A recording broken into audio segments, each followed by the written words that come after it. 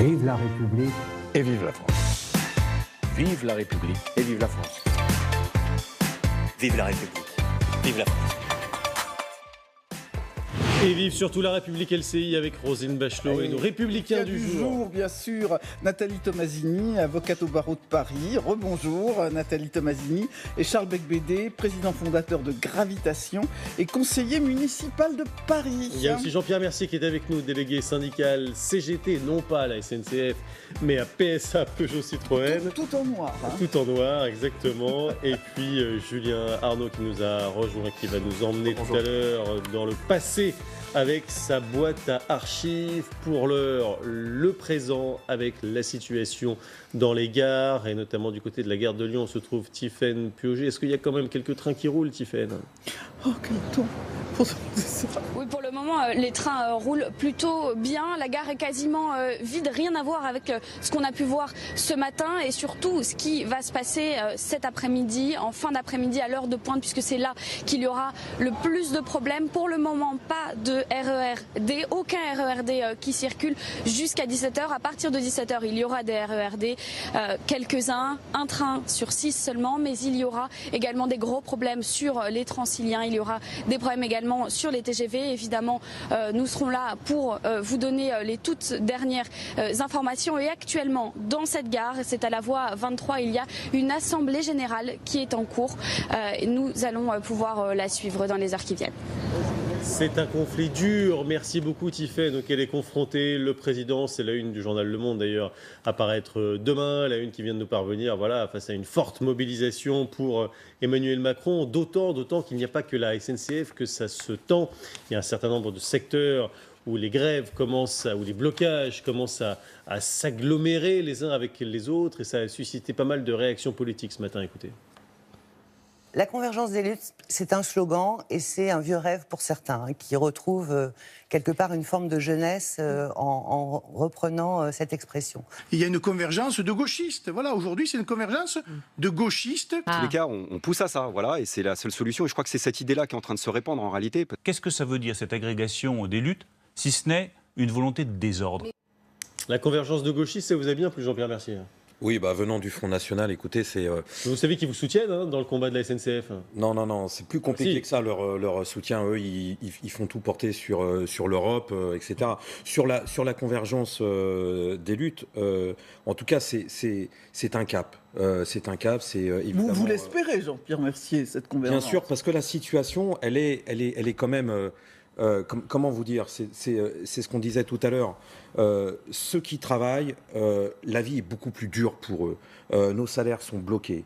Le chômage ne fait qu'augmenter. Les jeunes ne trouvent pas de boulot ou alors c'est que du précaire. Mais le chômage, il commence à refluer. Non, le chômage des jeunes est toujours aussi fort. Et quand ils trouvent du boulot, c'est des intérims, c'est de l'intérim, c'est des contrats pro, c'est des contrats précaires. Et on voit au sommet de la société des milliards qui dégoulinent, qui ne ruissellent pas du tout, mais qui dégoulinent toujours dans les mêmes poches. Et c'est vrai qu'il y a un niveau d'exaspération, il y a un niveau de mécontentement qui est réel. Et qui dépasse la SNCF pour vous. Bien sûr, qui dépasse la SNCF et qui doit trouver sa solution dans la lutte collective. Oui, tout à l'heure, Natacha Polony parlait du fait que la réforme peut-être, c'est bien, mais est-ce qu'il n'y a pas une autre alternative que ce qui est proposé par donc le président Macron ? Moi, je vous pose la question directement. Quelles sont vos revendications ? Quelle est l'autre alternative que vous proposez ? Là, vous n'allez pas l'arrêter. Là, il en a pour la journée si vous le lancez là-dessus. Non, mais en deux mots, de manière synthétique. Des salaires, une 6e semaine de congé payé. Que les travailleurs, les chômeurs et les retraités arrêtent de payer pour les riches, arrêtent de payer pour les gros patrons et les gros actionnaires. Déjà, commençons par là. Après, c'est sûr que pour les services publics, que ce soit les hôpitaux, l'éducation nationale, la SNCF, les transports, il faudrait embaucher massivement. Il faudrait augmenter les salaires. Il faudrait donner des moyens pour que la population, le reste de la population qui n'a que ça pour fonctionner, puisse se soigner convenablement, puisse éduquer leurs enfants convenablement. Si je comprends bien, vous demandez tout simplement une augmentation du budget de la SNCF, une augmentation des salaires, et quand on ne peut pas, parce qu'on ne peut pas, Non, Charles Becbédé. Alors écoutez, on va pas refaire le débat. Non, non. Parce que là, cette vision marxiste oui, contre le capitalisme. Non, Donc, ce qui est intéressant, ça marche ainsi. C'est pas parfait. Ok, c'est pas bien. En effet, sent que c'est un gros les gens qui mot ont des dans bas votre revenus, bouche, la vision c'est pas bien. Mais ce qu'il faut, c'est leur permettre de monter. Et pour ça, il faut qu'il y ait de la croissance par l'innovation. Et justement, il faut dérigidifier tout notre système qui est complètement Charles corseté. Becbédé aussi, c'est un autre conflit, et notamment le conflit dans les facs, avec des universités qui sont bloquées. Il y a une dizaine d'universités bloquées jusqu'à présent, et c'est un conflit dont on sent que ça peut aussi devenir problématique, ça. Ça peut s'envenimer, en effet, même si, en fait, ce conflit dans les facs, il est un peu incompréhensible, puisque de quoi parle-t-on? Il s'agit, vous savez, de la réforme de l'APB, donc Parcoursup, où on demande aux lycéens, en fait, de mettre un CV, un mini-CV et une lettre de motivation dans l'ordinateur lorsqu'ils font leurs inscriptions. Bon, d'ailleurs, c'est clos depuis 3 jours. Et puis, les résultats seront annoncés progressivement à partir d'avril-mai. Franchement, il n'y a pas de quoi mobiliser toutes les facultés de français de Navarre. Alors, c'est vrai qu'il y a eu une petite... vous savez, à la faculté de droit de Montpellier, il y a eu des incidents, d'ailleurs des deux côtés, des violences très graves, d'ailleurs, de mouvements très proches de la gauche extrême. Et puis, une réplique, sans doute, l'enquête le dira, de certains... de l'extrême droite, dites-le, de l'extrême droite. Proches de professeurs de cette faculté de droit. On verra. Ça a mis le feu aux poudres. Toujours est-il que ça a un peu mis le feu aux poudres. Et c'est vrai que on voyait tout à l'heure Dominique de Villepin faire son intervention à l'Assemblée nationale en 2006 au pic de la crise du CPE, mais lui il n'a pas eu de chance parce qu'en effet il y a eu des mobilisations sociales très importantes et il y a eu une convergence avec les lycéens, les étudiants et les intermittents du spectacle. Alors, mais pour l'instant on les a pas là. Alors moi personnellement, le terme de grève appliqué à l'université, je trouve que c'est un mauvais coup fait à la grève, par exemple, que mènent un certain nombre de salariés. Parce que la grève qui est faite par les salariés, c'est des gens qui renoncent à leur salaire, qui renoncent à leurs revenus pour... On peut être d'accord ou pas avec les buts qu'ils poursuivent, il y a un prix à payer, mais il y a un prix à payer, il y a un sacrifice que font les salariés pour affluer, pour défendre des droits. Et alors, des extrémistes à l'université qui font un blocage, parce que c'est pas une grève, c'est un blocage d'université pour des motifs politiques, peut-être défendables, mais qui empêchent leurs collègues, leurs condisciples d'assister aux cours. Alors, je réfute absolument le terme de grève pour les universités. Écoutez ce qu'en dit la ministre, c'était ce matin, Frédérique Vidal. Ce que je ne souhaite pas, c'est que des petits groupes militants, parfois extérieurs aux universités, viennent inciter à la violence au sein des universités. Vous pensez à qui ? C'était dit encore ce matin dans les journaux. La France insoumise revendique d'aller mobiliser dans les universités. Les étudiants sont parfaitement capables d'être représentés par les syndicats étudiants. Et je crois que c'est ça la démocratie universitaire. Et d'autant plus que l'organisation la plus représentative, ça s'appelle la FAGE, et elle condamne ces blocages. Jean-Pierre Mercier, est-ce que vous dites, oui, ce mode d'action, franchement, c'est pas bien, il faut laisser les étudiants qui veulent étudier aller étudier, ou bien est-ce que vous soutenez les bloqueurs ? Écoutez, c'est aux étudiants de faire la police. De s'organiser et puis de décider quelle forme de mouvement est le mieux pour défendre leurs intérêts. Donc ils ont raison, les bloqueurs. Je reviens sur ce qui s'est passé. Il faut une réponse claire. Ils ont raison ou pas, ceux qui bloquent les facs ? C'est aux étudiants de se mobiliser, de s'organiser pour décider quelle forme de... En manipulant les assemblées générales. Oui, bien sûr. Comme d'habitude. En assemblée générale. Bien sûr, en assemblée générale, vous dites oui. Vous savez, je reviens sur ce qui s'est passé sur la fac de Montpellier parce que il y a eu une émotion extrêmement grande sur un certain nombre de facultés en France. C'est des milices d'extrême droite qui sont venues avec des matraques, des planches de bois. Il y a des images qui ont circulé sur tous les réseaux sociaux. Oui. Il y a eu un déni complet. Il y a eu un déni complet de la part des médias de sous-estimer et de ne pas parler de ces violences de groupes d'extrême droite. Et je suis très étonné que vous les défendiez. Mais je ne défends pas, j'essaye de faire la part des choses. Je trouve qu'on a beaucoup parlé en effet de cette vidéo et on n'a pas parlé des violences qui se sont manifestées juste avant. Écoutez, commises par à Lille, à Strasbourg, il y a eu aussi des agressions de petits groupes militants d'extrême droite. Non mais revenons-en au fond. Est-ce qu'on peut parler de grève quand on est à l'université? Je le conteste. Mais je ne l'excuse absolument pas. Moi j'ai le souvenir de la grande grève contre la réforme de Devaquet en 1986, où les les étudiants et les lycéens y ont participé. C'était massif. Il y a, vous l'avez rappelé, contre M. De Villepin, le CPE, une loi qui avait été votée à l'Assemblée nationale. Elle a dû être aller à la poubelle directement. Oui, bien sûr. Les étudiants sont en capacité de développer un mouvement fort, massif, puissant et déterminé. On est en duplex avec Bastien Lachaud, qui est député à la France Insoumise à l'Assemblée nationale. Est-ce que vous la sentez poindre, cette convergence des luttes, Bastien Lachaud? Est-ce que vous sentez qu'on est en plein dedans? Est-ce que vous soutenez les étudiants qui bloquent les facs alors qu'ils sont loin d'être majoritaires? Écoutez, ce qu'il faut bien voir, c'est que les blocages, ça fait partie du mouvement, ça fait une méthode de la lutte. Ce qui est important, c'est de voir le contenu. Pourquoi les gens se mobilisent? Les gens se mobilisent contre la sélection à l'université, c'est le cas des étudiants. Les cheminots se mobilisent contre la destruction du service public du rail et pour un meilleur service auprès des usagers. Les personnels des EHPAD se mobilisent pour l'amélioration de leurs conditions de travail et surtout la fin des maltraitements et des mauvais traitements infligés aux patients par manque de moyens. Donc vous voyez, l'important, ce n'est pas tant ce dont vous discutez à longueur de journée sur les plateaux, les modalités d'action, les ennuis pour les usagers, mais c'est le fond des choses qui justifie que des gens se mobilisent, que des gens sacrifient des jours de paye et de salaire et une fin de mois encore plus difficile que d'habitude parce qu'ils se mobilisent et ils se mobilisent contre le démantèlement de l'État qui est organisé systématiquement par le gouvernement Macron aujourd'hui. Bastien Lachaud, il y a Jean-Luc Mélenchon qui était hier dans le cortège et qui a été un petit peu conspué par des manifestants qui étaient autour de lui. Est-ce que vous comprenez cette réaction de certains manifestants qui ont crié un peu à la récupération politique ?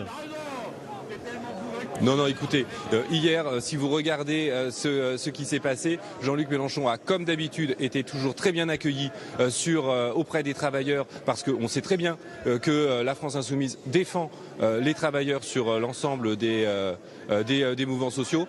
Si vous préférez parler de quelques excités, eh bien très bien, c'est votre droit le plus important, le plus naturel, mais encore une fois, je pense que vous regardez du mauvais côté de la lorgnette et vous ne regardez pas grand angle, vous ne regardez pas qu'aujourd'hui la France Insoumise soutient l'ensemble de ces mouvements, que ces mouvements s'amplifient, que ces mouvements sont en train de converger comme vous le disiez et que le gouvernement fait face aujourd'hui à sa plus grande mobilisation sociale qui va au-delà même des salariés mais concerne l'ensemble de la population parce que ce qui est en jeu, c'est le démantèlement de l'État, c'est le démantèlement des services publics et la réalité, c'est lorsque tout sera privé, eh bien nous serons privés de tout. Merci beaucoup Bastien Lachaud.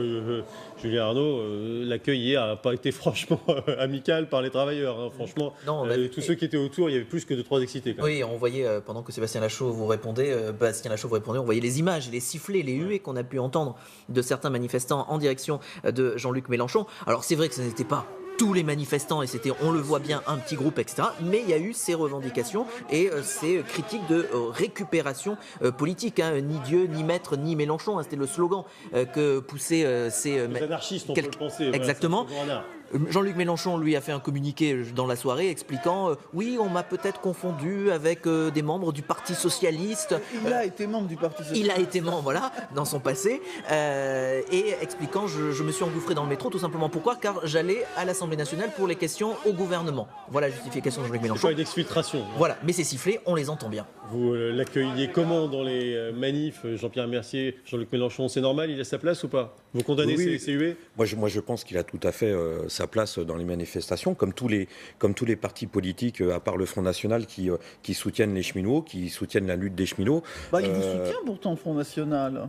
Oui, mais je refuse ce soutien-là parce que c'est pas un soutien sincère, c'est un soutien très calculateur, il tente de vous instrumentaliser, très politicien, et en tout cas un parti qui prône la division des salariés entre eux, qui veut monter les salariés les uns contre les autres, ça peut pas être un parti qui soutienne la lutte des cheminots sincèrement. Ça j'en suis tout à fait convaincu. Maintenant que Jean-Luc Mélenchon puisse aller dans une manifestation de salariés et les soutenir, c'est son droit le plus strict. Allez, il n'y a pas que la grève dans l'actualité du jour et dans l'actualité de cette semaine. Il y a aussi un autre sujet dont on souhaitait vous parler. C'est une étude qui a été publiée par deux sociologues qui sont intéressés au ressenti des lycéens par rapport à l'islam radical, par rapport aux attentats et la religion en général, la radicalité même, plus précisément. Il y a un autre sociologue qui s'est intéressé au phénomène, il s'appelle Michel Fields, et il va nous rejoindre tout de suite. Michel Fields.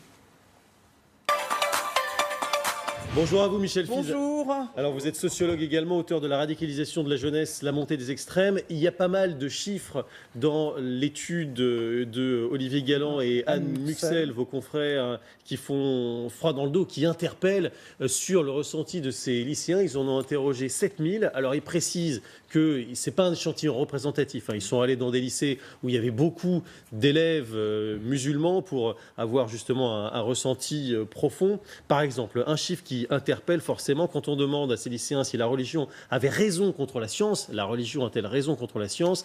Eh bien, il y a 32% des lycéens qui se disent musulmans, qui disent oui, la religion a raison contre la science, et quand on compare aux lycéens chrétiens entre guillemets, ou qui vont se dire tels, on passe à 6%. Attends, il y a peut-être une petite rectification. Y a-t-il une seule vraie religion? C'est ce chiffre, mais quand on pose la question si science et religion, est-ce que la religion a raison, on monte à 81% chez les étudiants, chez les lycéens musulmans. Sur l'origine du monde, sur la question de l'origine du monde, on passe à 80%. Est-ce que ces chiffres ils vous surprennent, vous qui connaissez ce terrain-là? Non, pas véritablement. Je crois qu'il faut quand même partir des raisons qui poussent à ce genre d'expression. Je crois qu'on est dans un monde où l'écoute n'est nulle part.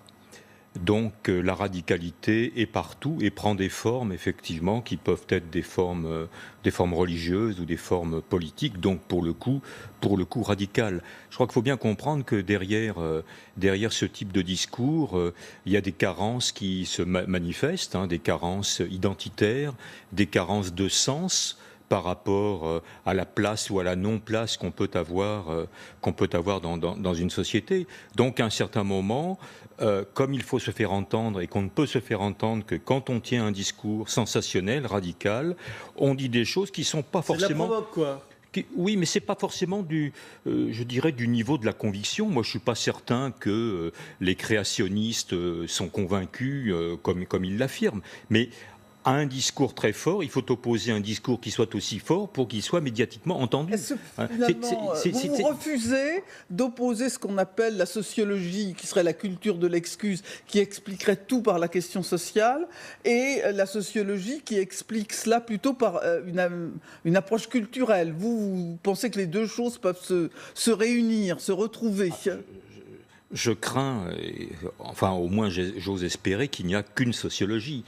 Une sociologie explicative qui essaie de donner... Ils ne sont pas d'accord entre eux, les sociologues. Oui, je crains que vous soyez un peu utopiste, là. Non, pas utopiste, mais encore une fois, le sociologue, il est ni dans l'excuse, ni dans l'apologie, ni effectivement dans la critique. Il est dans la compréhension des phénomènes, donc appréhendés par une démarche qui, encore une fois, doit nous amener au plus près de la réalité. Voilà, l'explication, encore une fois, beaucoup critiquée, notamment par les politiques, ce n'est pas l'excuse, encore une fois. Oui, pardon. Non, mais on comprend bien. Les faits sont têtus, disait un marxiste célèbre. À partir du chiffre 81% des musulmans pensent que la religion l'emporte sur la science, on peut avoir une explication culturelle et une explication sociale. Donc il y a bien quand même, à partir des faits, une lecture et des écoles de la sociologie. Oui, alors je pense qu'encore une fois, il faut partir du bon diagnostic pour dire des choses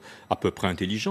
Je crois qu'aujourd'hui, on est dans un monde qui est un monde vide de croyances, vide de repères, vide d'identité, vide de reconnaissance sociale, et on s'aperçoit que finalement, dans toutes les sociétés, la religion a occupé une place plus ou moins importante, mais donc il n'y a pas une différence, pour mettre les pieds dans le plat, Michel Fields, il n'y a pas une différence entre la religion musulmane et les autres religions. Ce ressenti dont vous nous parlez, il n'est pas multiplié lorsqu'on est musulman, c'est ça que vous dites ? Non, bien sûr. Je pense qu'effectivement, la religion en tant que telle apporte, je crois, une solidité de référence, et sur un fond de vide idéologique aujourd'hui massif, puisqu'effectivement, il n'y a pas d'alternative à, d'ailleurs, cette idéologie qui s'appelle le libéralisme.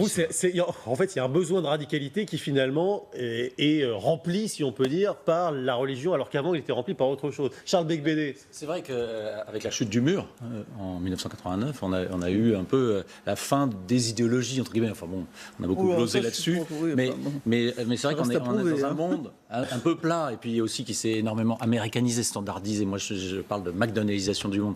Et sur ce terreau de vide, en effet, d'identité un peu rejetée, peut naître un besoin de sens, une soif d'idéal, disait le chanteur, qui peut malheureusement trouver des solutions de sortie, chez des extrêmes malheureux. On n'est pas chez des extrêmes, là. On est sur un phénomène on a une fanatisation. Moi, je ne sais pas si je dirais radicalisation, parce que moi, je trouve dans radical, il y a les racines, j'aime bien les racines.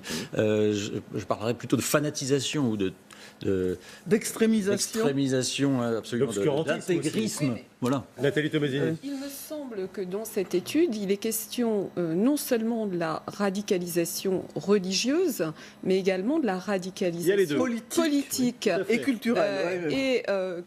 Une sorte de process identique conduirait les jeunes soit à se radicaliser religieusement, soit à aller vers donc, des idéologies d'extrême droite, puisque c'est ça dont il est question. Et ce qui est intéressant, c'est de voir que cette perte de sens, cette perte d'identité, conduit finalement à ces deux extrêmes.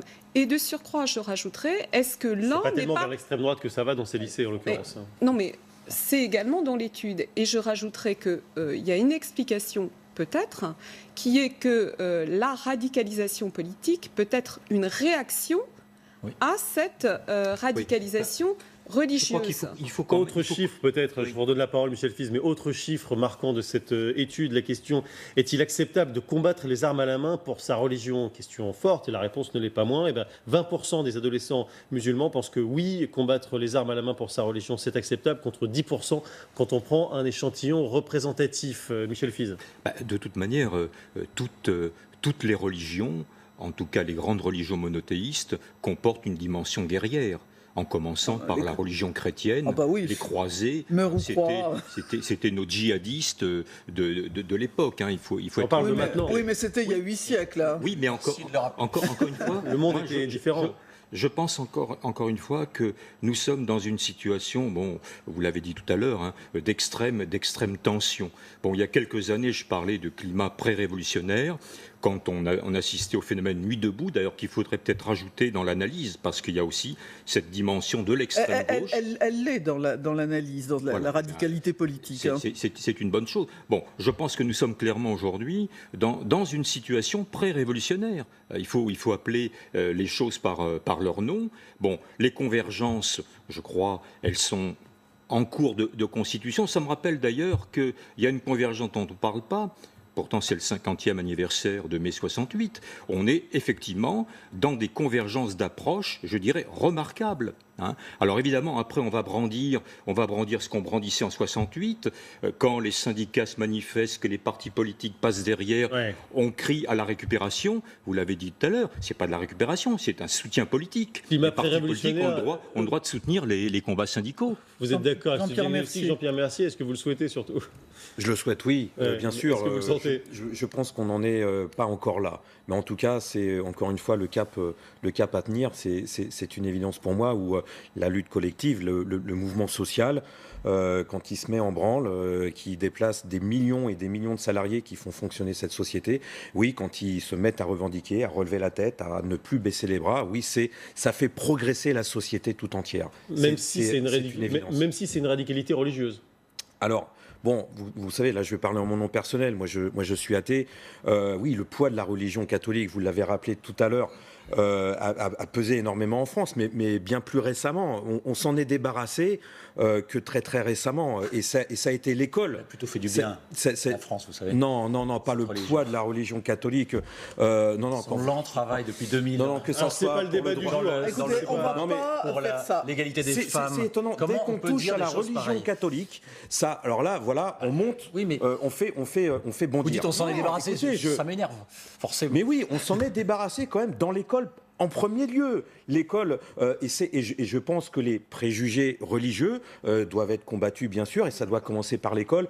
Et je suis très sensible à votre argument. Il faut combattre les préjugés sur la religion musulmane. C'est ça le sujet du jour. Eh bien, Comme on s'est débarrassé de la religion catholique. Parce que je suis gêné par votre question, parce que c'est une certaine stigmatisation, et ça, je la refuse. Alors c'est intéressant. Vous stigmatisez les catholiques. Et je vous répondrai, il faut combattre les préjugés de toutes les religions, y compris de la religion juive. Dans l'étude, on dit, dans l'étude, les deux sociologues disent. Et ça y est, j'ai mis les pieds dans le plat. La première chose, c'est de nommer les choses. Voilà. Tellement peur d'appeler un chat un chat. Alors Nathalie, bien sûr. Pour éviter ce genre de débat, je pense qu'il faut parler de la radicalisation également politique. C'est important de le souligner. Il n'y a pas que de la radicalisation religieuse. Moi, ce qui m'interpelle, et dont l'étude s'était soulignée, c'est la légitimation de la violence. Absolument. Donc, en tant qu'avocat, moi, ça m'interpelle. On va voir les chiffres d'ailleurs. 25% des ados tolèrent la violence et la déviance, type voler un scooter, dealer ou bien conduire sans permis. Chez les adolescents musulmans, ça monte à 33%. Évidemment, il y a une explication sociale, Nathalie Tomasini, derrière ces chiffres, mais il n'empêche qu'ils existent, quoi, et qui sont intéressants à souligner et à étudier. Oui, mais tout à fait. Mais là, je suis en accord avec vous. La véritable question, et là, je me tourne vers monsieur le sociologue, pourquoi aujourd'hui cette légitimation de la violence? Qu'est-ce que ça peut entraîner? Quelle dérive? Ça, c'est le vrai problème. Parce qu'on est dans une société où effectivement les limites, les règles. Et ça, vous le voyez en tant qu'avocate. Absolument, absolument. Je le vois au jour le jour. La violence, elle est immanente. Mais la violence, c'est la réponse naturelle et légitime à l'absence de dialogue social partout où effectivement il y a des institutions qui souffrent de la non-possibilité de s'exprimer. C'est le cas dans les lycées. Vous savez, je suis en train de potasser les réflexions des lycéens de mai 68. Je pense que ceux d'aujourd'hui pourraient faire exactement la même chose. Hein. Ces structures fermées qui sont placées hors du temps, alors que c'est un monde ouvert, ça ne peut plus fonctionner. Ça ne peut plus fonctionner. La réaction et quand j'entends la ministre de l'enseignement supérieur dire mais les lycéens, les étudiants, ils ont leurs organisations syndicales, ils ont leurs assemblées générales. Mais ils ne veulent plus de tout ça, encore une fois. Je crois qu'il faut avoir l'idée qu'il y a aussi un besoin d'action spontanée, au sens idéologique du terme. Violente. C'est ce que vous avez dit. Y compris violente, oui. Bien sûr, bien évidemment. En même temps, vous légitimez effectivement le phénomène de violence. Non, mais encore une fois, la violence idéologique, c'est pas la dégradation des magasins, des vitrines, des voitures de luxe, etc. C'est pas nécessairement ça. Vous tempérez vos propos. Oui. Non, mais je violence tempère. intellectuelle, radicalité. On peut peut-être rappeler que les auteurs de l'étude, Olivier Galland et Anne Muxel, font les 3 types de radicalité qui s'expriment chez les jeunes, la radicalité religieuse, la radicalité politique dont vous parliez, et également la radicalité culturelle sur la montée des théories du complot chez les jeunes à travers les réseaux sociaux. Et il y a une sorte de convergence qui est, pas des luttes, mais enfin de convergence des radicalités aussi. La radicalité culturelle, c'est aussi un élément très important. La question, elle a été posée. Vous parlez du ministre. On va l'écouter, Jean-Michel Blanquer, parce que la question lui a été posée ce matin. On écoute sa réaction à cette étude. Nous avons tout un travail de reconstruction à faire et qui commence dès l'école primaire, bien entendu. Nous savons tous que nous sommes devant un défi qui est celui de ce phénomène de radicalisation qui touche l'intérieur même de notre société. Donc il faut regarder les problèmes en face, les nommer, c'est ce que fait cette étude et c'est ce que je fais aussi dans mon travail. Si vous renforcez l'école de la République, si vous transmettez des valeurs, c'est évidemment au travers de cela que progressivement vous reconstituez une école plus forte. Bon, il y a rien de très concret, Charles Becbédé, dans ce qu'il répond, le ministre, ce matin. Il l'a très bien dit, la déconstruction. Donc il faut reconstruire. On a tellement déconstruit, on a tellement fait haïr finalement la France. On s'est tellement auto-flagellé, on a tellement été dans le déni de nous-mêmes. C'est Simone Veil, la philosophe, qui disait en 1940, de remède il n'y en a qu'un, donner quelque chose à aimer aux Français et tout d'abord leur donner à aimer la France.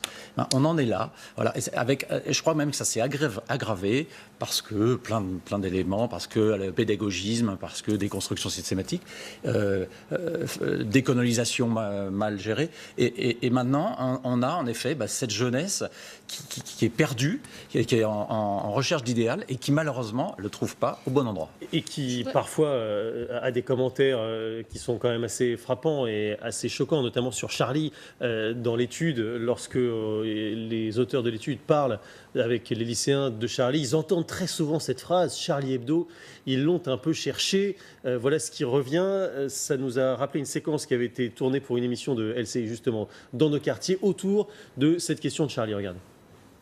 Ouais, de ce côté-là, je peux pas trop en parler. Je préfère garder ça pour moi. Mais ce que je veux dire, c'est que voilà, il y a plusieurs histoires, il y a plusieurs points de vue. Maintenant, chacun a le droit d'avoir son point de vue. Hein. Le problème, c'est qu'ils aiment trop diviser, c'est tout. C'est une stratégie. Que ce soit l'État, le gouvernement, les médias. C'est grave ce qui s'est passé quand même. C'est super grave. J'ai jamais dit, moi, je ne tolère pas. Il n'y a jamais dit, ouais, tu dois aller tuer 12 personnes, tout ça. C'est grave. Mais on en parle une fois, 2 fois, 3 fois, 4 fois. Même on en parle 10 fois. D'accord, il y a un attentat. Mais avant ça, là, identité nationale, tout ce qui se passe. En quel honneur, pourquoi ? Je m'inquiète parce que vous avez des idées qui sont définies, qui sont cadrées et vous ne voulez pas changer et vous n'écoutez pas les autres.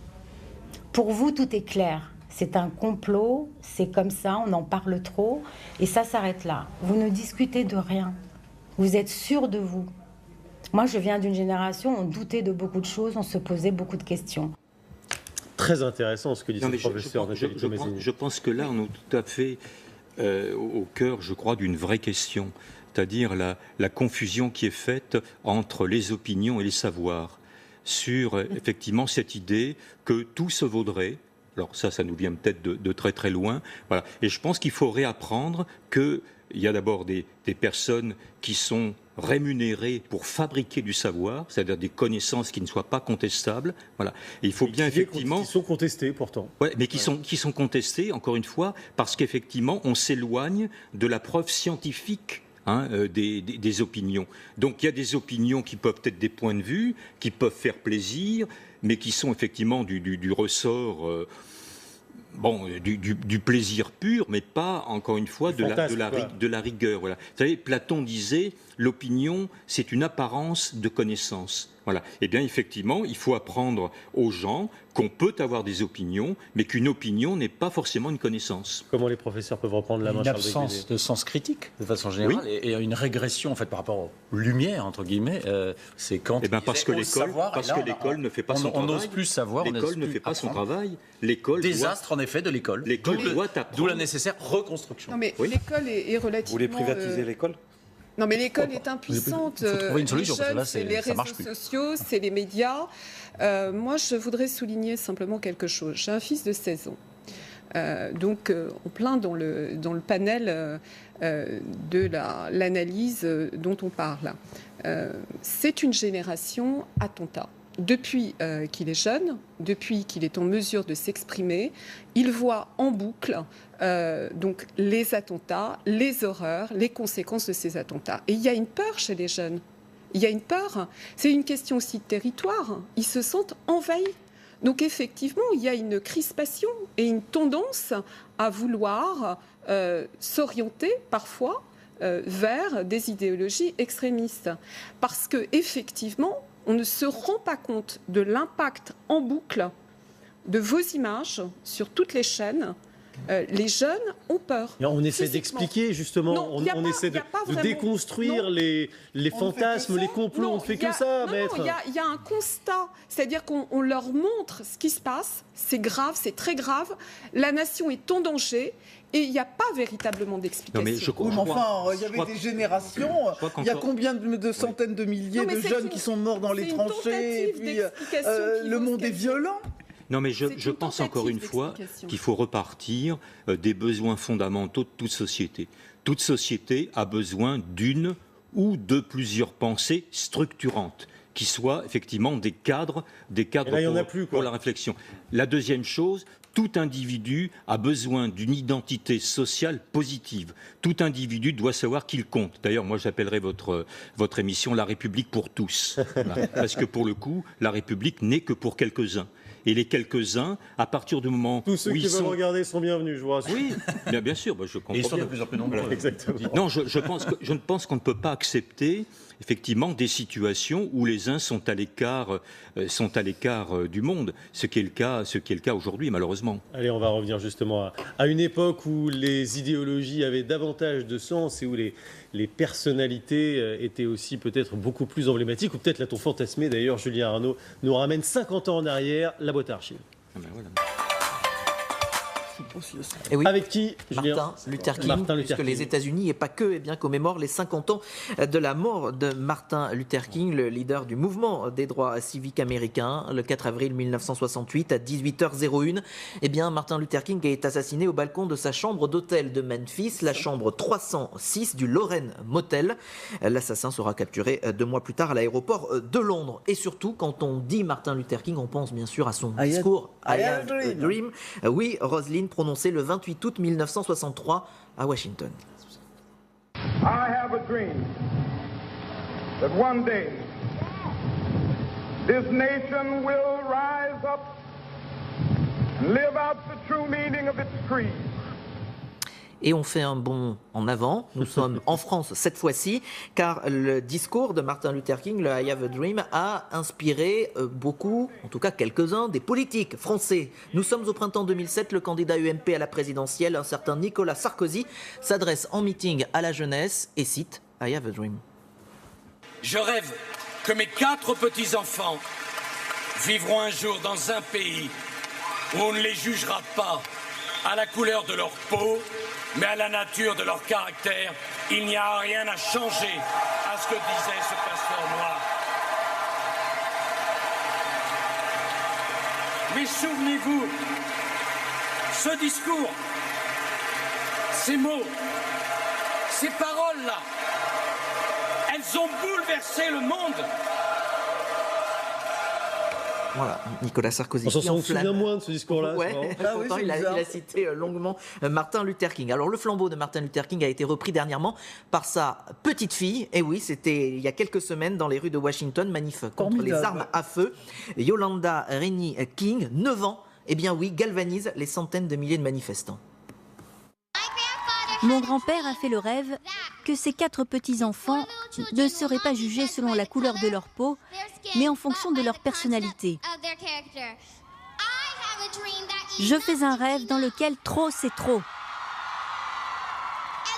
Il ne devrait pas y avoir d'armes dans ce monde. Point.